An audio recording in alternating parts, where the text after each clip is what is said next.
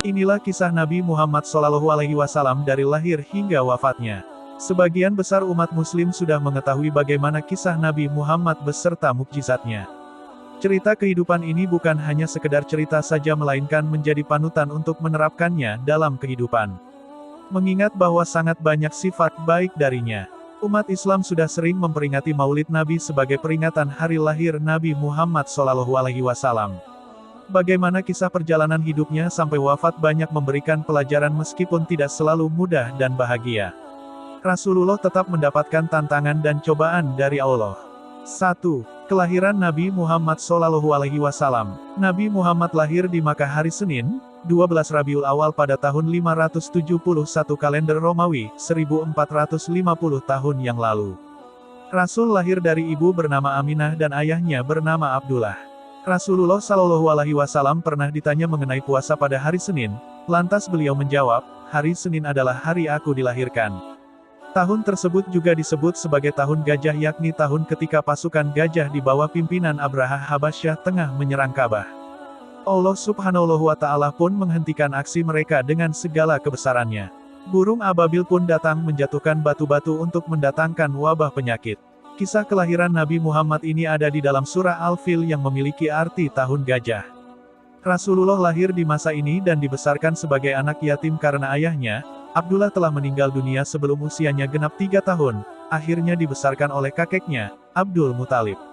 Pada saat Nabi lahir, seorang ibu bernama Halimah Sa'diyah dengan ikhlas mau menyusui Muhammad meski ASI-nya sulit keluar.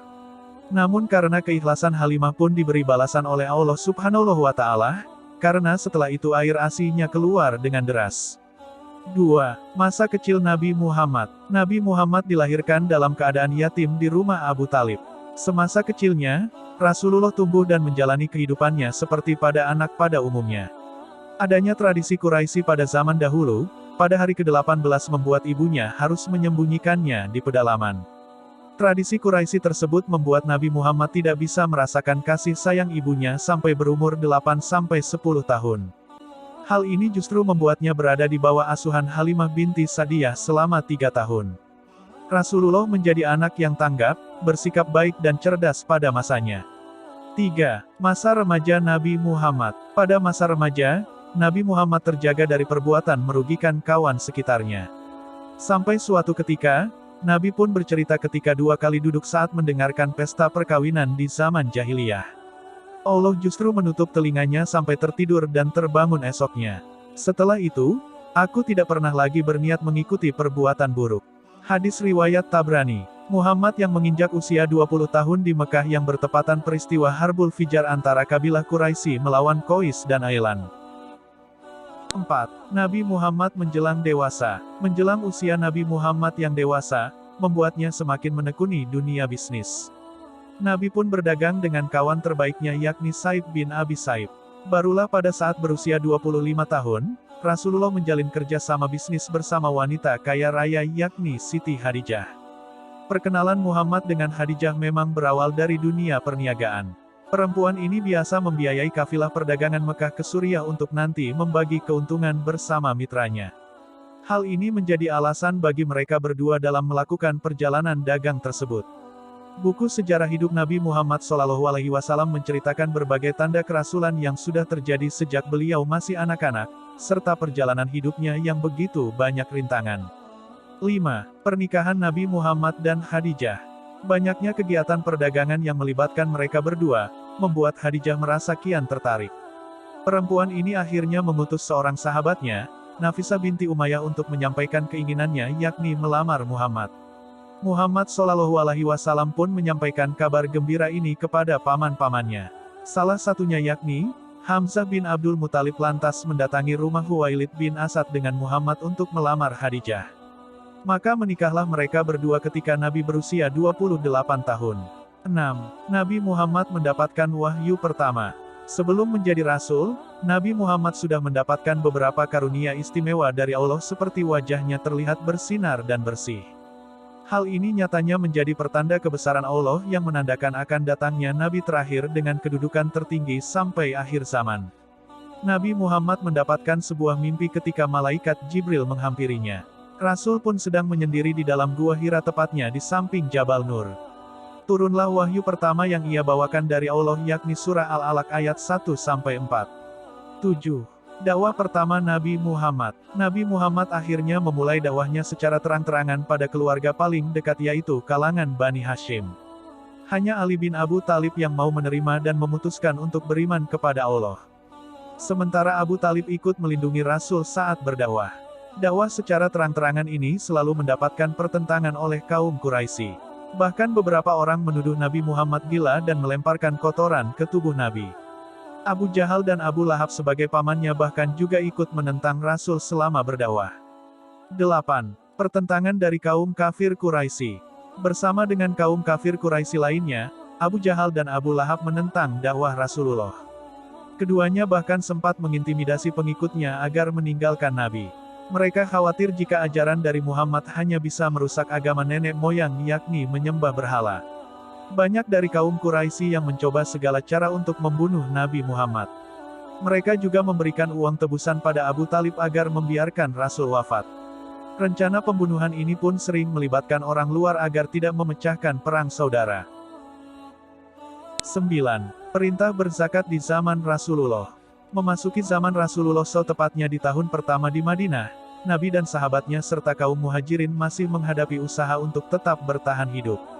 Hal ini karena tidak semua dari mereka merupakan orang berkecukupan, kecuali Utsman bin Affan. Kondisi kaum muslimin yang sudah mulai sejahtera di tahun kedua Hijriah, barulah muncul perintah zakat. Nabi Muhammad SAW akhirnya langsung mengutus Mu'adz bin Jabal untuk menjadi katli di Yaman. Rasul pun memberikan nasihat kepadanya agar menyampaikan pada ahli kitab tentang hal ini. 10. Perintah kurban di masa Rasulullah. Nabi Muhammad melaksanakan perintah kurban ketika sedang melakukan haji wada di Mina. Saat itu, Rasulullah menyembelih sebanyak 100 ekor unta. Beliau melaksanakannya sendiri pada 63 ekor, sementara sisanya ia serahkan kepada Ali bin Abi Thalib.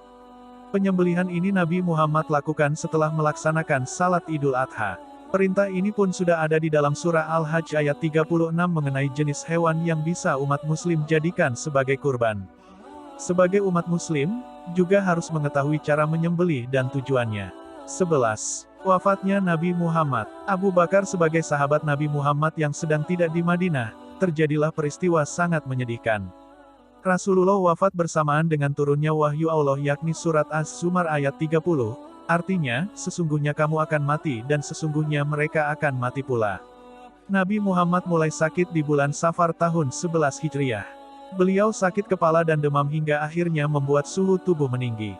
Kondisi ini terjadi selama kurang lebih 2 minggu. Rasulullah akhirnya mengunjungi rumah istri-istrinya dan tiba di kediaman Aisyah dengan badan sudah lemah. Untuk mengenang beliau serta nilai-nilai luhur Islam, buku Nabi Muhammad Sang Pejuang Hemat oleh Muhammad Imarah berisikan berbagai peristiwa dari sebelum beliau lahir hingga wafat. Mukjizat yang luar biasa Nabi Muhammad dari Allah. Allah memberikan kemampuan yang begitu luar biasa dan sama halnya seperti Nabi Musa, Isa dan Sulaiman. Mukjizat akan mendukung kebenaran kenabian untuk para nabi dan rasulnya. Maksud lainnya adalah melemahkan lawan dan musuh jika hanya merugikan dan membahayakan umat muslim. 1. Air susu yang melimpah. Mukjizat pertama kali sudah ada ketika kelahiran Nabi Muhammad. Halimah yang memiliki tubuh kurus kering mencoba menyusui bayi Muhammad dan terlihat air susu mengalir dengan deras.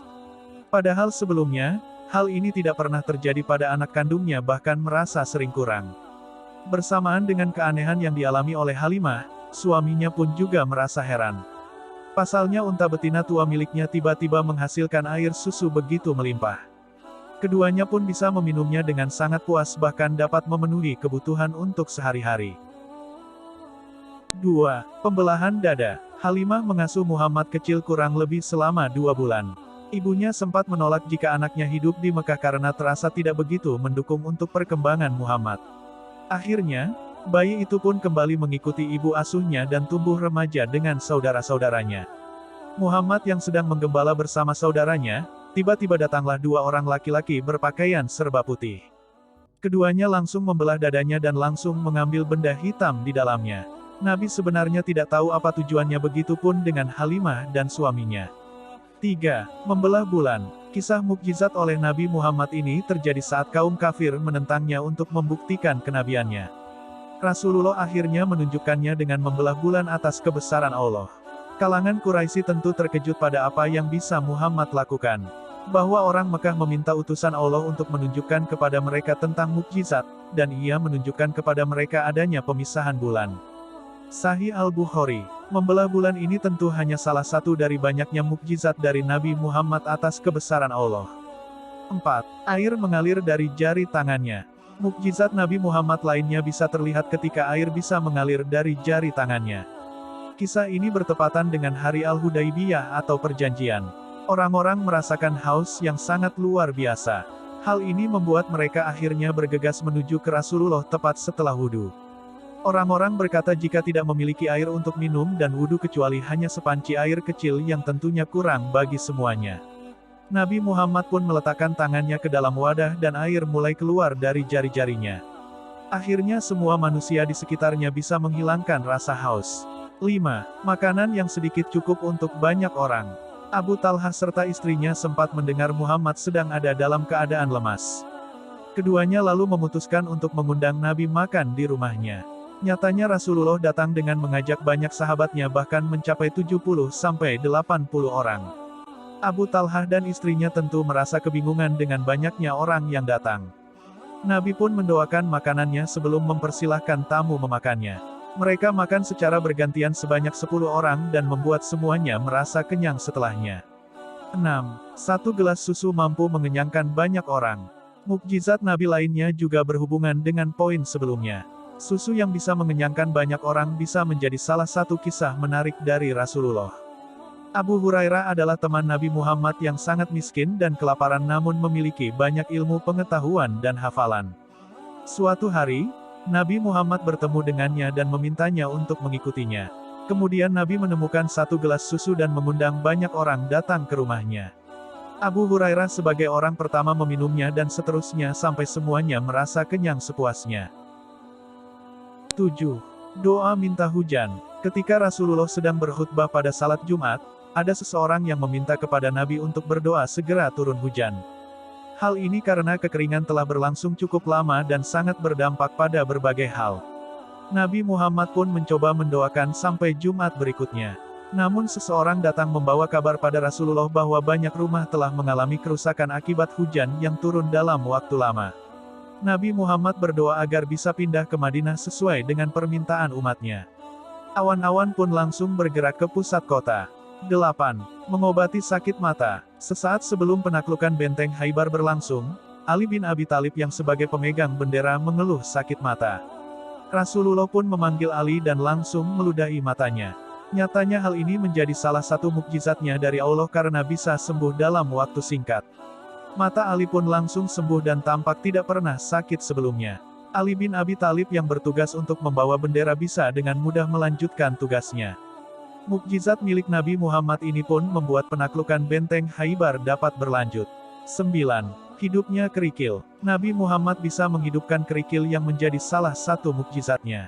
Peristiwa ini terjadi pada sebuah halakoh yang menunjukkan adanya batuan kecil sedang bertasbih pada tangan Rasulullah. Kejadian ini juga ada di dalam suatu hadis riwayat Tabrani. Abu Dzar berkata bahwa sesungguhnya aku menyaksikan Rasulullah di dalam sebuah halakoh. Ada batu kerikil di tangannya dan sedang bertasbih di telapaknya. Bersama kami ada Abu Bakar, Umar, Utsman, dan Ali semoga Allah merahmati semuanya. 10. Pelepah yang menangis. Selama belum ada mimbar, Rasulullah yang berkhotbah kerap bersandar pada sebatang pelepah kurma. Peristiwa menarik ketika sudah terdapat tempat untuk berdakwah, pohon bekas sandarannya itu pun terdengar menangis. Nabi Muhammad pun langsung mengusapkan tangan ke permukaannya. Batang kayu yang menjadi tempat biasa Nabi Muhammad berkhotbah terdengar menangis. Orang-orang terdahulu mendengarnya bagaikan unta sedang melahirkan sehingga terasa sangat menyakitkan. Rasulullah pun datang menghampirinya untuk meletakkan tangan kemudian terdiam. 11. Isra Miraj. Isra Miraj menjadi momen yang penting dalam sejarah umat Islam lantaran Rasulullah menerima perintah melakukan salat 5 waktu. Isra artinya perjalanan di malam hari sementara Miraj berarti tangga. Hal ini merujuk ke kisah Nabi Muhammad dari bumi menuju ke langit sampai Sidratul Muntaha. Isra Miraj bermula ketika Jibril mendatangkan buruk sebagai kendaraan Nabi yang super cepat berupa hewan putih dengan 2 sayap di antara kakinya. Rasulullah lalu menaikinya dari Masjidil Haram ke Baitul Maqdis. Kisah ini memiliki banyak pertemuan antara Muhammad dengan Nabi sebelumnya. 12. Kitab Suci Al-Quran. Nabi Muhammad mendapat utusan pada zaman orang-orang yang ahli untuk fasih berbahasa, sastra, dan bersyair secara alami. Rasulullah akhirnya membawa Al-Quran kepada mereka demi memudahkan pemaknaan. Mukjizat ini menjadi paling utama bagi Muhammad dari Allah Subhanahu wa Ta'ala. Dalam Al-Quran sendiri sudah menjelaskan bahwa mukjizat dalam bentuk kitab hanya ada pada 4 nabi dan rasul. Keempatnya adalah Musa alaihissalam, Daud alaihissalam, Isa alaihissalam, dan Muhammad sallallahu alaihi wasallam. Al-Quran menjadi paling terakhir dan abadi sepanjang zaman. Sementara sebelumnya tidak berlaku ke masa berikutnya. Ada banyak pelajaran menarik di dalam kisah Nabi Muhammad yang bisa Anda jadikan sebagai tauladan. Tidak hanya Rasulullah saja, ada banyak juga Nabi dan Rasul lainnya memiliki perjalanan hidup begitu menginspirasi. Belum lagi dengan berbagai mukjizatnya dari Allah Subhanahu wa Ta'ala. Itulah sedikit kisah dari Nabi Muhammad SAW. Jangan lewatkan kisah Nabi Muhammad selanjutnya antara lain. Kisah sebelum Nabi Muhammad dilahirkan. Nama-nama istri Nabi Muhammad. Kisah perjuangan dakwah Nabi Muhammad. Kisah perang melawan kaum Quraisy. Kisah wahyu-wahyu yang diterima Nabi Muhammad dan masih banyak lagi.